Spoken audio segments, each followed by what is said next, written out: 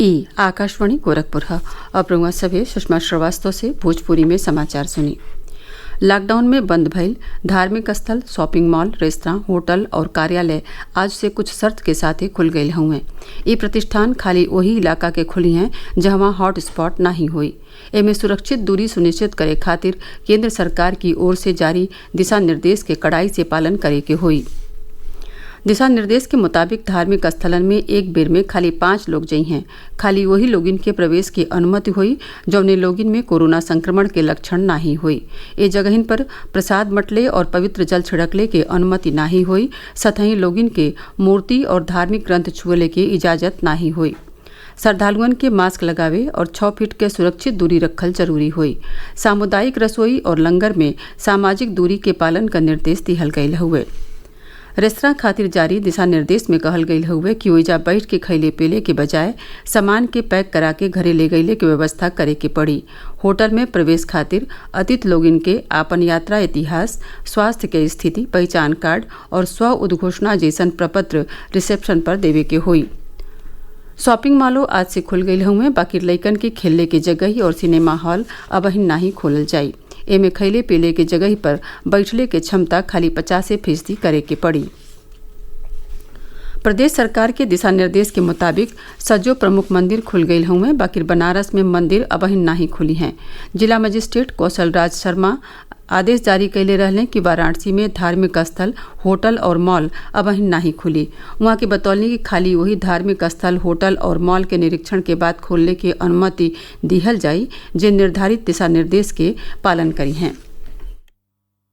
आज मंदिर में प्रवेश करने वाले श्रद्धालुओं के लिए ये एक नए किस्म का अनुभव था, जो कि तकरीबन 2 महीने से ज्यादा के वक्त के बाद अपने इष्ट देव के दर्शन कर पा रहे थे। श्रद्धालुओं को मंदिर में घंटी बजाने की अनुमति नहीं दी गई और उन्हें मूर्तियों को छूने की भी मनाही थी। रात भर अधिकांश मंदिरों में सैनिटाइजेशन का काम चलता रहा। ब्रह्म मुहूर्त में प्रदेश के अधिकांश मंदिरों में द्वार खोल दिए गए। अयोध्या में रामलला के दर्शन के लिए आए श्रद्धालुओं के लिए सुरक्षा के खास इंतजाम किए गए हैं। कनक भवन और हनुमानगढ़ी में भी श्रद्धालुओं की सुविधा के लिए जमीन पर गोले बनाकर उनके खड़े होने के स्थान तय कर दिए गए हैं और सिर्फ 5 लोगों को ही एक बार में मंदिर में प्रवेश की अनुमति दी जा रही है। पौराणिक शहर चित्रकूट में भी कामदगिरी सहित अनेक मंदिर आज से श्रद्धालुओं के लिए खुल गए हैं। इस बीच राज्य में मस्जिदों सहित दूसरे धर्म स्थल भी खुल गए हैं। हालांकि मजलिस उलमाए हिंद के मौलाना कलवे जव्वाद ने कहा कि 6 फीट की दूरी और विभिन्न दिशा निर्देशों का पालन करने के बाद जुमे की नमाज और जमात मस्जिदों में आयोजित किया जाना संभव नहीं होगा। लिहाजा ऐसे कार्यक्रम आयोजित नहीं किए जाएंगे, लेकिन फुरादा नमाज अदा की जा सकती है। सुशील चंद्र तिवारी, आकाशवाणी समाचार, लखनऊ। गोरखनाथ मंदिर के कपाटों आज से श्रद्धालुअन खातिर खोल दिहल गईल। मुख्यमंत्री और गोरक्ष पीठाधीश्वर योगी आदित्यनाथ आज भिन्नही मंदिर में पूजा अर्चना कैलें। ए मौका पर मंदिर के फूल से सजावल गईल। मंदिर में जगह जगह सैनिटाइजर के व्यवस्था कैल गईल हुए और प्रवेश द्वार पर स्कैनर मशीन लगावल गईल हुए। एक समय में सीमित लोगिन के मंदिर में प्रवेश दिहल जा रहा हवे। ए बात के विशेष ध्यान रखल जा रहा हुए कि श्रद्धालु दर्शन करत के परस्पर सुरक्षित दूरी के नियम का पालन करें। संस्कृति मंत्रालय भारतीय पुरातत्व सर्वेक्षण की ओर से संरक्षित 820 स्मारकन के आज से खोलने की अनुमति दे दिले हुए जहां पूजा स्थल हुए। केंद्रीय संस्कृति मंत्री कहलें कि यह स्मारकन में गृह मंत्रालय से जारी सज्जो दिशा निर्देश के पालन कैल जाये। देश में 3691 संरक्षित स्मारक और पुरातत्व स्थल हुए जौने का देखरेख भारतीय पुरातत्व सर्वेक्षण के जिम्मे बाटे। यह स्थल 17 मार्च के बंद कर दिहल गयल रहले। आकाशवाणी का समाचार सेवा प्रभाग विशेषज्ञन की राय श्रृंखला में कोविड-19 के बारे में चिकित्सा विशेषज्ञन के राय प्रसारित करेला।